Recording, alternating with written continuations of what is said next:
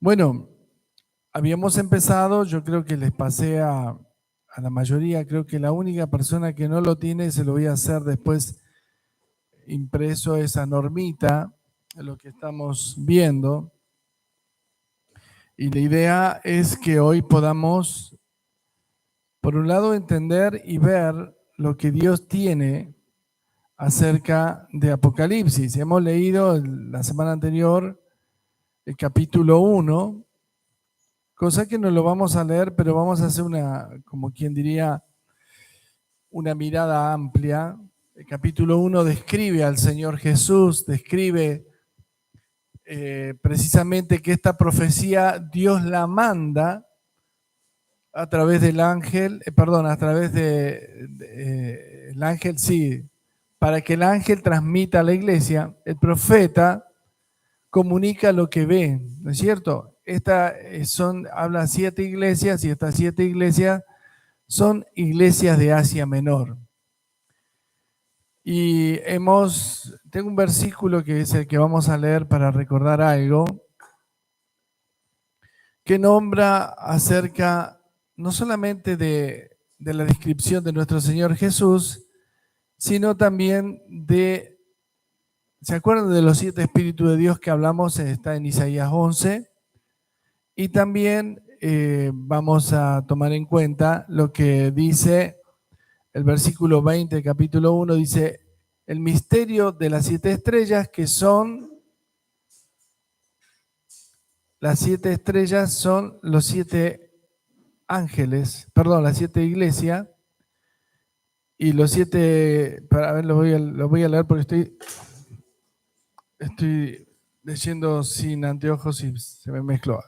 El misterio de las 7 estrellas que has visto en mi diestra y de los 7 candeleros de oro son 7 estrellas, son los ángeles de las 7 iglesias, y los 7 candeleros que has visto son las 7 iglesias. Es el versículo 20 del capítulo 1, describe qué son las 7 estrellas, que son los 7 ángeles, y los 7 candeleros, que son las 7 iglesias. ¿Vamos bien por ahí? ¿Sí? Bueno, ahora sí, vamos a leer el capítulo 2 y solamente vamos a hablar un poco acerca de esta iglesia en Éfeso. Dice el versículo 1, escribe el ángel a la iglesia de Éfeso. El que tiene las 7 estrellas en su diestra, el que anda en medio de 7 candeleros de oro, dice esto. Dijimos 7 estrellas, 7 ángeles, 7 candeleros, 7 iglesias. Y esta es una de las iglesias. Yo conozco tus obras y tu arduo trabajo y paciencia, y que no puedes soportar a los malos, y has probado a los que dicen ser apóstoles y no lo son, y has hallado mentiroso. Y has sufrido y has tenido paciencia y has trabajado arduamente por amor de mi nombre y no has desmayado. Pero tengo contra ti que has dejado tu primer amor. Recuerda, por tanto, de dónde has caído y arrepiéntete.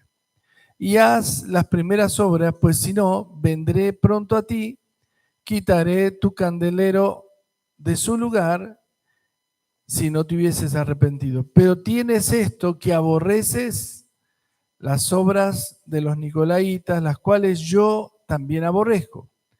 El Espíritu dice a las iglesias, el que venciere le daré de comer del árbol de la vida, el cual está en medio del paraíso de Dios. Esta iglesia es la primera iglesia que escribe aquí el ángel y tiene varias características que tenemos que tener presente. Creo que lo que más nos va a marcar a nosotros de esto es lo que hizo malo, porque todas las iglesias hicieron algo bueno e hicieron algo malo, ¿no es cierto? Y lo malo que hizo es haber perdido el primer amor. De este tema hemos hablado, hemos dado un mensaje solamente de hablar qué significa el primer amor. Lo malo, en este caso, es lo que nos va a quedar como resultado de tengamos cuidado. Y después vamos a ver a qué se refiere aquellos que son apóstoles y no son, o a qué se refiere la doctrina de los nicolaitas. Pero vamos a decir lo malo por el cual, ¿vieron cuando uno entra a la iglesia y tuvo un día malo? Y aunque usted ponga una sonrisa, algo se siente en esa persona que tiene algo malo. Pero como Dios ve todo, Dios ve eso malo, ¿no? Que quizás ese día se enojó demasiado, tuvo un momento de crisis familiar o del trabajo, o quizás estuvo bajo la tentación y ese día estuvo a punto de caer o haya caído también. Entonces, lo malo aquí en este caso resalta el Señor, el ángel a esta iglesia, que es haber perdido el primer amor. Y hablar del primer amor es un tema bastante amplio y profundo porque algunos de nosotros consideramos que el primer amor fue el día que conocimos al Señor, ¿no es cierto? Y eso suena como bien, como lindo, como un buen recuerdo. Pero aparte, el primer amor es ese día que reconocimos nosotros que vivimos una vida totalmente desordenada y ese día le pedimos al Señor, por favor, ordena mi vida, no puedo vivir más de esta manera, ¿no es cierto? Y a algunos les tocó vivir una vida más dura que otros, a algunos les tocó haber nacido en un hogar cristiano, otros nacieron en un infierno y Dios los sacó con su misericordia. El domingo anterior hemos hablado acerca de los que somos escogidos de Dios y un poco esto nos da como referencia que cuando llegamos a Cristo, nuestra identidad en ese primer amor es la identidad de un hijo escogido. Amén. No solamente el Señor nos llama, sino que también aquellos que escuchan la voz y obedecen la voz se transforman en escogidos porque son obedientes a recibir a Jesucristo como Señor. Pero el primer amor a veces va acompañado con costumbres viejas todavía, porque mucha gente, el día que el Señor lo sacó, ese día no pudo dejar todo de golpe porque no entendía o porque le faltaba la fuerza suficiente. Entonces le llevó un tiempo ese cambio, ¿no es cierto? Y ese cambio viene acompañado con lo que nosotros enseñamos como el discipulado. ¿Se acuerdan discipulado qué significa? El discipulado es formación de hijos de Dios. Lo dije así como para saltear y hacerlo más corto, pero somos discípulos, es decir, la salvación depende de que nosotros creamos, nos arrepintamos de nuestros pecados, aceptemos a nuestro Señor como Señor primero y Salvador, ¿sí? Porque algunos aceptaron a Cristo como Señor, como Salvador y no como Señor. Siguen haciendo lo que a ellos les parece y no tuvieron un cambio. Es como que si nunca se convirtieron. ¿Sí? ¿Aceptamos a Cristo? Sí, lo acepté como mi Salvador. Antiguamente decíamos como tu suficiente Salvador. Pero la Biblia dice otra cosa, que primeramente tenemos que buscar el reino de Dios y su justicia y todo lo demás es una añadidura. Aún la salvación es una añadidura de haberlo aceptado como Señor. Y una de las cosas más difíciles dentro del cristianismo es tomar a Cristo como Señor, porque eso nos demanda a nosotros un estado de renuncias y de obediencia. Es decir, una persona dice tener a Cristo, yo puedo estar predicando todo el día y la gente no se salva, aunque creo que porque levantó la mano ya son salvos. Y según lo que dice la palabra, dice, con el corazón se cree para justicia, con la boca se confiesa para salvación. ¿Por qué habla del corazón y la boca? Porque el corazón es el que nos convence, ahí es donde Dios, el Espíritu Santo, hace un trabajo de convencimiento, mostrándonos qué cosas hacemos mal en nuestra vida. Y vuelvo al punto. Cristo Señor significa, o señorío de Cristo, que es ahí que puedo identificarme como un discípulo. Si Cristo no fuera Señor, vamos a suponer, yo creo en Cristo, yo creo en Dios, muchos creen en Dios y usted para a alguien en la calle y le pregunta, ¿usted cree en Dios? Por supuesto. Pero viven como el mundo, viven en el pecado, viven en desorden, porque no lo han aceptado como Señor. La gran transformación no está en que nosotros levantemos la mano y confesemos que creemos, sino que lo aceptemos de nuestro corazón con convicción como nuestro Señor. Y ahí nace el amor. Porque el Señor Jesús dice en Juan, si me amáis, guardad mis mandamientos. Es decir, guardar los mandamientos, ponerlos por obra, simplifica que nosotros tomamos a Cristo como Señor. Es decir, hay gente que cree que porque cree en Dios y aún porque imita situaciones de personas que realmente sí son salvas, como orar por los enfermos, orar por otro que está ahí, o aún predicarle el Evangelio, pero su vida no dice que tiene a Dios. Ahora, el que tiene a Dios tiene una revolución interior, ¿no es cierto? Yo a veces escucho testimonio de algunos de ustedes. Cuando yo llegué a Cristo, dejé el alcohol, las drogas, dejé, el adulterio, dejé esto, lo otro. Y resulta ser que tuvo una transformación real. Cuando aquí Apocalipsis habla que has dejado el primer amor, ese enamoramiento que nos permite a nosotros acercarnos a Dios de una manera incondicional, con el tiempo se deslizó. En este caso, podemos decir que en Efesios también el Señor le dice a Pablo que diga algo que es aquellos que han perdido la sensibilidad. Eso es así.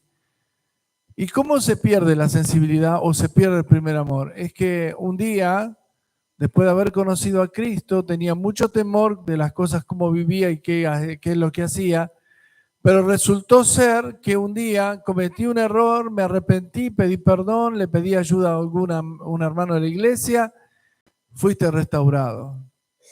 Volví a pasar por tu debilidad o por tu falta de compromiso como hijo, y no tenerlo quizás muy en claro el señorío de Cristo y ser un buen discípulo, que resultó ser que volviste a caer y volviste a pedir a Dios ayuda y a los hermanos y oraron por vos y volviste a ser restaurado.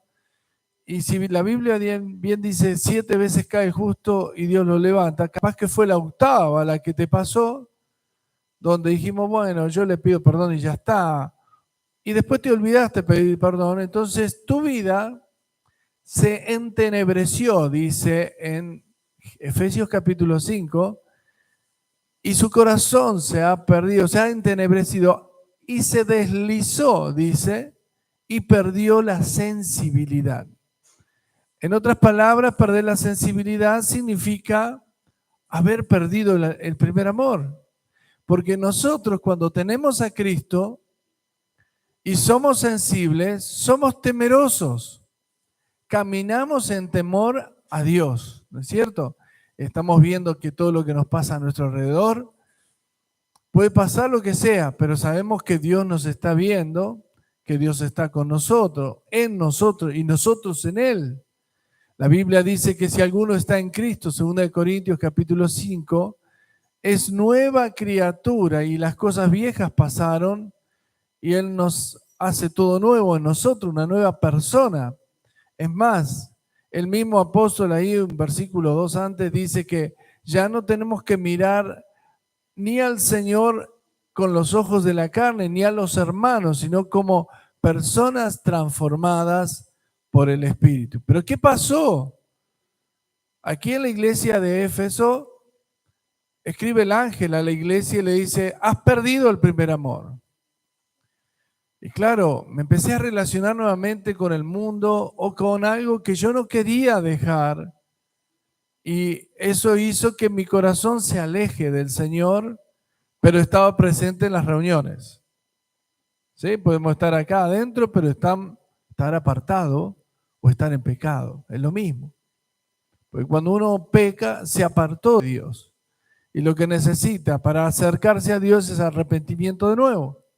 Tiene que pedirle perdón a Dios, confesar sus pecados y Él tendrá misericordia de nosotros. Amén. Y esta fue la parte mala de la iglesia de Éfeso, la parte en la cual señala que todo lo hizo bien, menos esto. Entonces a veces nosotros vemos que estas cosas también pasan en nuestras iglesias. Y aún las cosas malas que dice acá que vamos a leer, a nosotros nos está pasando por delante. Algunos de nosotros por ahí decimos, no, a mí no me pasa. Perfecto. Pero alguien diga, esto me está pasando a mí. ¿Es cierto? Entonces, vamos a leer entonces, volver a leer el capítulo, los primeros versículos. Dice así, el versículo 2, yo conozco tus obras y tu arduo trabajo y paciencia.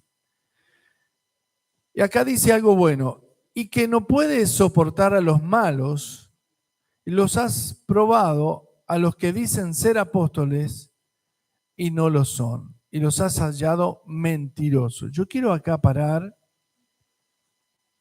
en este versículo, porque tengo que de alguna manera saber a qué se refiere la palabra de aquellos que dicen ser apóstoles, pero no lo son. Quiero leerles algo, aguárdenme un chiquitito, pues yo hice un apunte aquí. Acá. El apostolado. Hay dos tipos de apostolado que podemos leer en la Biblia. Y hoy es como que se le falta el respeto a lo que dice la Biblia, porque la Biblia acá, el versículo dice, aquellos que se hacen llamar apóstoles, pero no lo son. ¿Y a quién se refiere? Ustedes saben que hoy está de moda, o con conocimiento, que hay muchos ministerios que se llama apóstol tal. Y yo quiero hacer una clara, poner asterisco acá, porque hay dos tipos de apóstoles. Según leemos en la Biblia, están los apóstoles, los 12 apóstoles del Señor Jesús y el mismo apóstol Pablo, los apóstoles por oficio. Esos apóstoles por oficio tenían ciertos requisitos. Uno, que tenían que haber visto al Señor Jesús. Otro, tener los 9 dones del Espíritu. Otro, que yo quiero explicar que esos apóstoles, la era esa de ese tipo de apóstol, se terminó con Pablo. Yo estoy a favor de la obra misionera y la obra apostólica, pero tengo que aclarar esto porque si no, no entendemos por qué dice aquí la Biblia algunos que se hacen llamar apóstoles y no son. ¿Me explico? Vamos a ver muchos que hoy se ponen el apodo apóstol como un oficio. Y hay otra versión que sí está en la Biblia y que es la que Dios demanda para la iglesia, que es la obra apostólica misionera. El apóstol, el misionero y el profeta son ministerios apostólicos. Pero en este caso, se le puede llamar a un evangelista apóstol. ¿Por qué? No es un título ni un oficio, sino porque es un misionero, un evangelista, es un profeta y es también un apóstol. ¿Me explico? Pero no se le puede llamar apóstol solamente porque conduce una iglesia. Hay personas que se autopusieron ese título. Y en relación a este versículo que leímos, dice, yo conozco tus obras de tu arduo trabajo y paciencia, y que no puedes soportar a los malos, y has probado a los que dicen ser apóstoles y no lo son, y los has hallado mentirosos. Cuando uno lee este versículo, suena fuerte mayormente porque estamos acostumbrados a ver hoy el apóstol fulano, el apóstol mengano, y son títulos de oficios que se han agregado para sentirse más, no sé si más importante o más digamos, tener una posición diferente, una posición por encima de los pastores, de los evangelistas, de lo que sea. En realidad, el evangelista, aún el apóstol, pero en el caso apóstol, en el caso es preciso del apóstol, por oficio, se termina con el apóstol Pablo. Si ustedes fíjense que para ser apóstol tenían que haber estado con el Señor Jesús, al menos haberlo visto. ¿No es cierto? Pero cuando hablamos del apóstol como misionero, sí, Pablo era un misionero y todos los demás salieron como apóstoles misioneros. ¿Por qué el Señor eligió 12? Podría haber elegido, vieron que después de la gran comisión eran más de 70, los demás no eran apóstoles, aunque hicieron lo mismo, solamente eran los discípulos directos del Señor Jesús apóstoles. Y cuando estudié este versículo a mí me chocó mucho porque digo, wow, qué cuidado hay que tener porque tenemos que defender lo que dicen las escrituras, no lo que dicen los hombres. De hecho que hoy escuchamos apóstol fulano, apóstol mengano o apóstol... No quisiera estar o querer ocupar el lugar de alguien que Dios lo puso en ese lugar, a no ser que Dios te lleve a ese lugar. Aún siendo pastor, a muchos les gusta que le digan pastor, y también es un llamado de Dios, no es una autoidentificación porque tengo un sentir, ¿sí? Cuando Dios te levanta, formas una iglesia, almas te siguen, y eso hace que tú seas apóstol bajo el reconocimiento de los ministerios. Amén. No quiero generarles conflicto con lo que digo, pero quiero aclararlo por qué dice acá Apocalipsis esto. ¿Por qué? Porque yo también pensaba que apóstol era el que tenía muchas iglesias y no es tan así. ¿Sí? Es y no es. Vuelvo a decir, como dije antes, es y no es. Hay gente que tiene muchas iglesias y no son apóstoles. Y hay gente que no puedes tener una iglesia sola y ser apóstol. Eso olvídate. Ya de por sí cuesta ponerle el título apóstol a alguien que Dios lo llamó de pastor y punto. Aún el título más elevado que tenemos en el Señor no es ni de apóstol, ni profeta, ni evangelista. ¿Cuál es el título más elevado? Y eso es el Hijo del Rey. Vale más que los títulos. Entonces, a veces cuando decimos pastor, y fíjense qué distorsión hay, porque aquí podría decir aquellos que se hacen llamar pastor y no lo son pastores que se como se dice, como que se acarician ellos mismos, las ovejas trabajan para él, y no es así, el pastor significa servidor. Obispo es una palabra similar a pastor, no cambia, igual que ahora las nuevas denominaciones les ponen títulos como reverendo, pero eso es un pastor. Bueno, ese embajadores somos todos, embajadores de Cristo, ¿sí? Amén. Bien, dice, yo conozco tus obras, tu arduo trabajo y paciencia, y que no puedes soportar a los malos. Y agreguemos, y has probado, o sea, no puedes soportar a los apóstoles, diría yo también, porque está agregado ahí, ¿sí?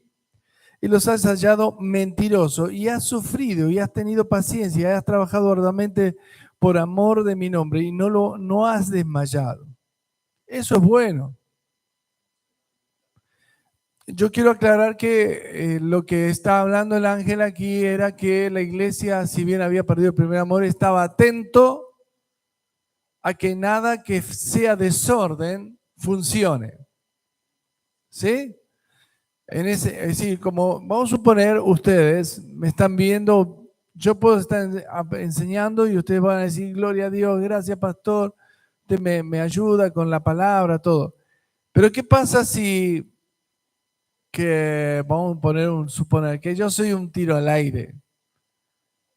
Y en vez de murmurar ustedes, tendrían que decir, pastor, me parece que a usted no le cabe hacer lo que está haciendo, ¿no es cierto?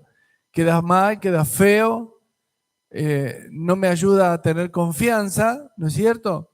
Entonces, eso es lo que dice esta iglesia, que ellos tenían un arduo trabajo, trabajaban mucho, servían a Dios y estaban atentos a estos falsos pastores y a estas personas malas. ¿Me explico bien? Entonces, Dios quiere que la iglesia sea transparente. No pongamos vidrios afuera, sino acá adentro, que todos nos podamos ver y saber que servimos al Señor con corazón limpio. Amén.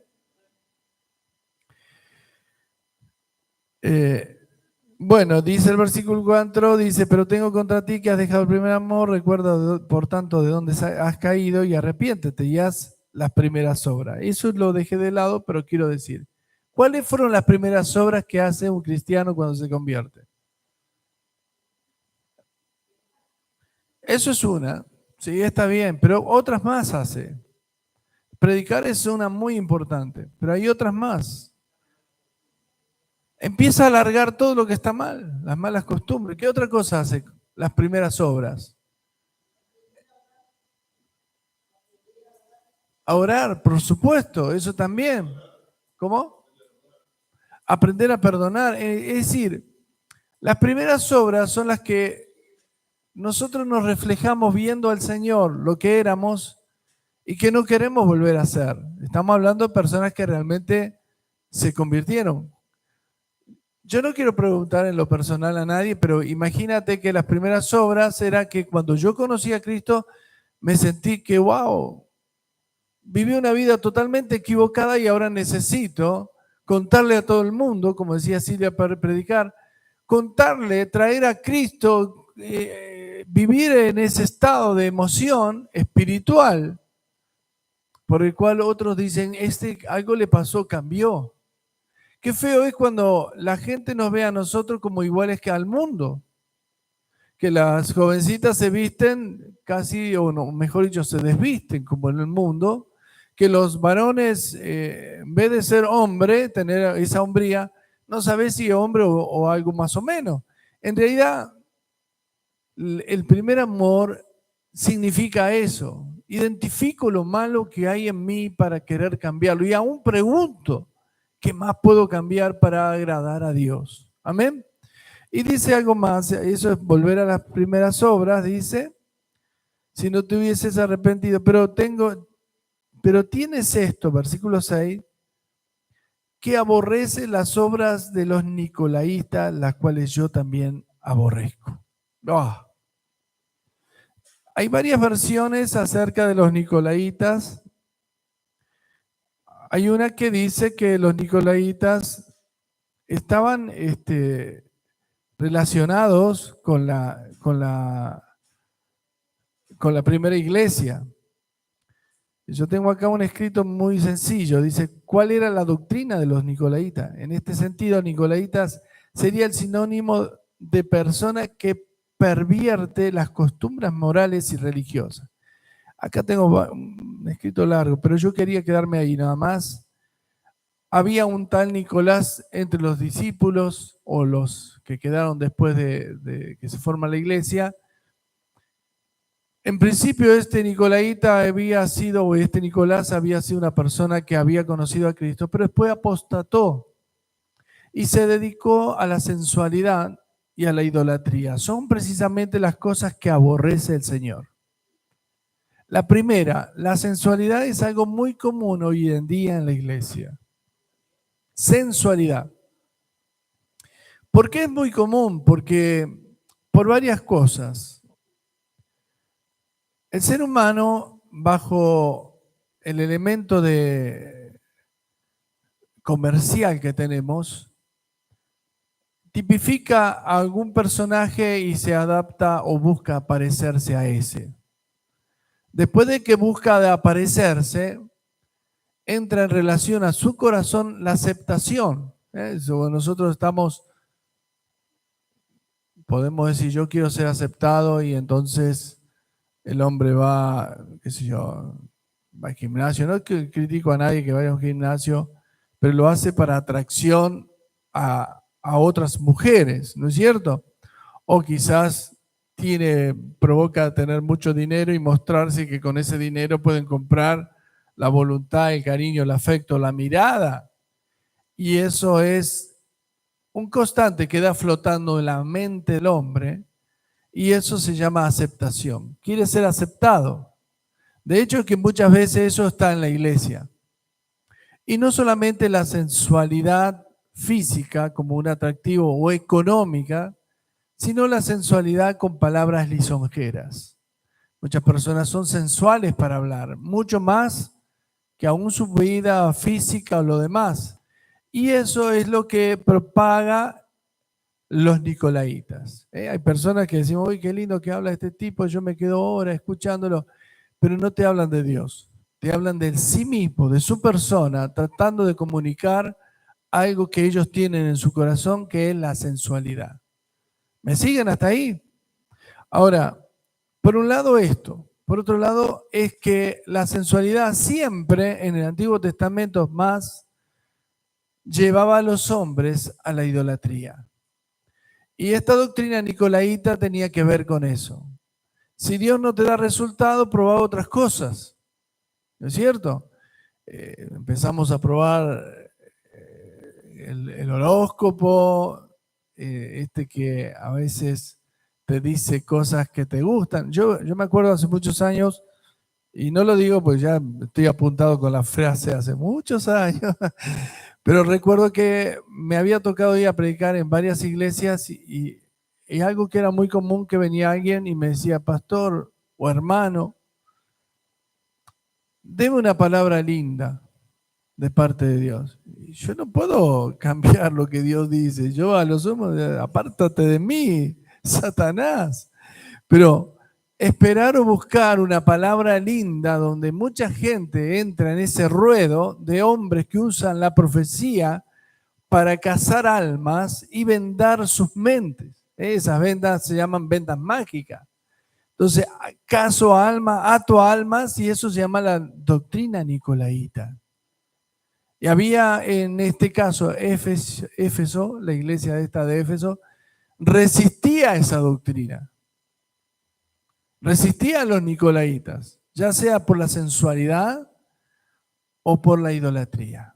Entonces, esto es lo que dice la palabra de Dios en esta iglesia. Yo quiero no extenderme precisamente porque quiero que sea más dinámica la enseñanza y que a usted le quede, que esto que estamos hablando hoy le quede toda la semana pensando como en la iglesia de Éfeso. Porque alguna vez habrá leído la iglesia de Éfeso, ¿qué? ¿Dónde queda? ¿Qué es? Podemos hablar de la geografía si quieren, pero lo más importante es el mensaje que escribe el ángel a la iglesia, ¿sí?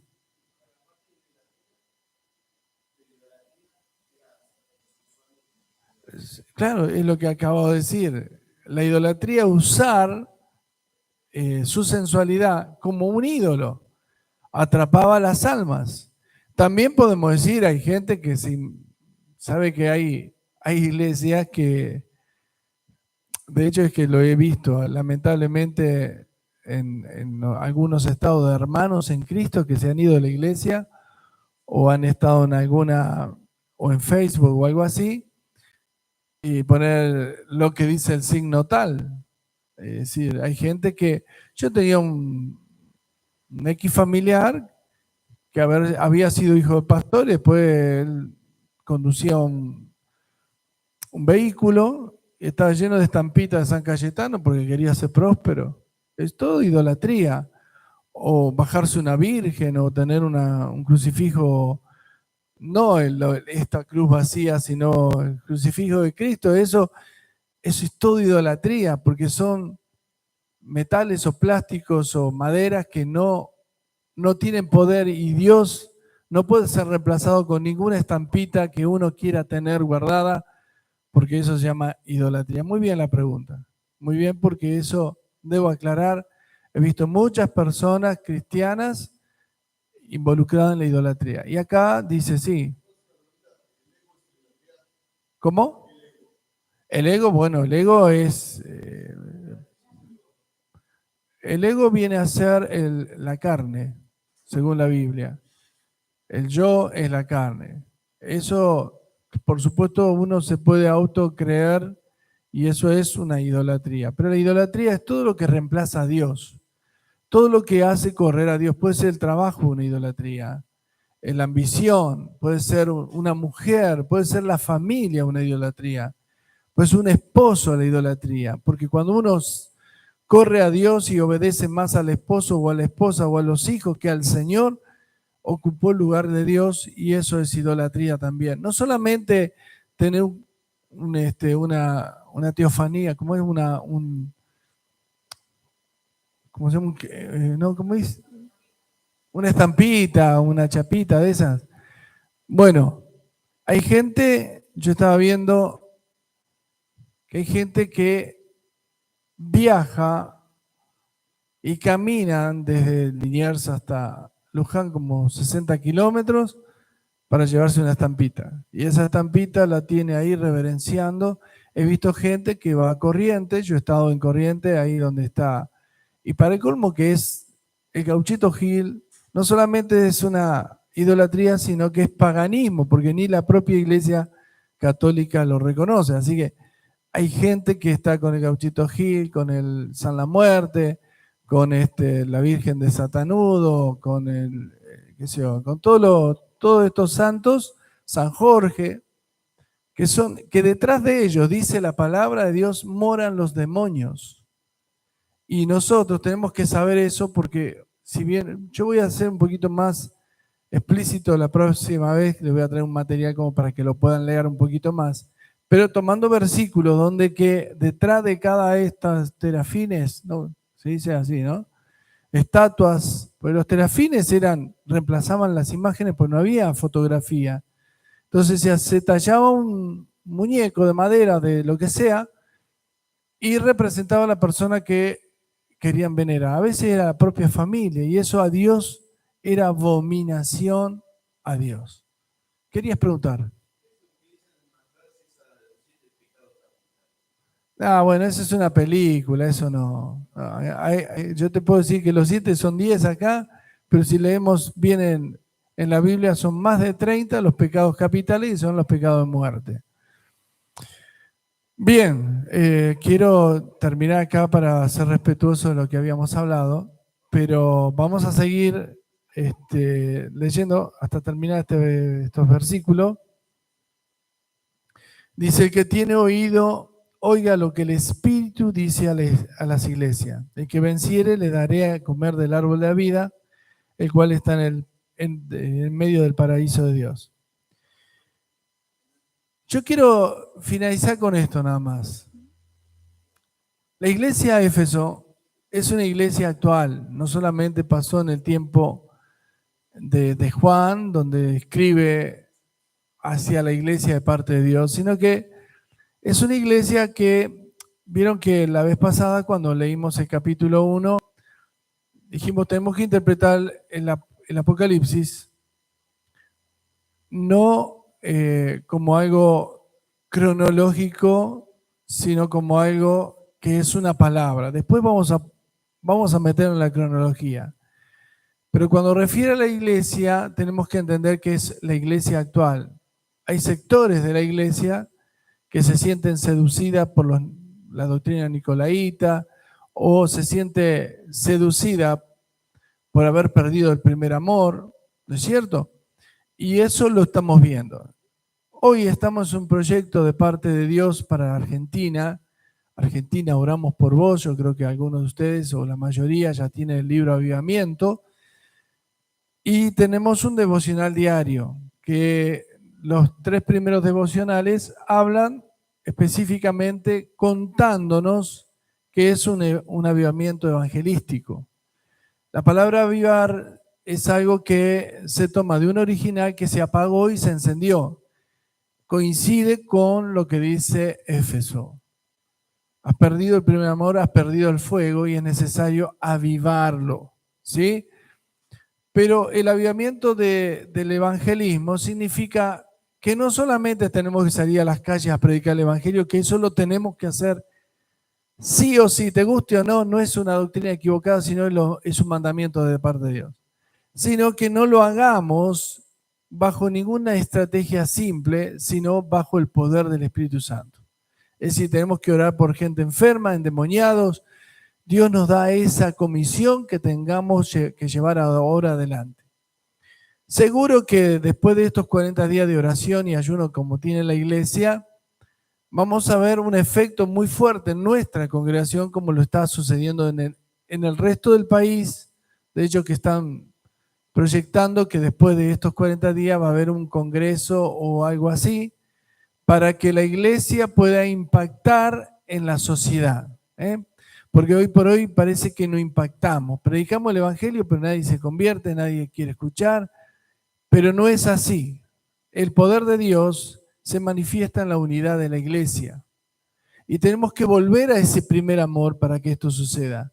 Porque si yo vivo con rencores, con miedos, con vicios, con mentiras, voy a ser no solamente tropiezo para mí, sino también para los demás. Es más, es muy probable que Dios manifieste todo lo oculto que hay en la iglesia. Todo lo oculto me refiero que todo lo que tú escondes, todo lo que tú mientes, desde lo más simple hasta lo más grosero.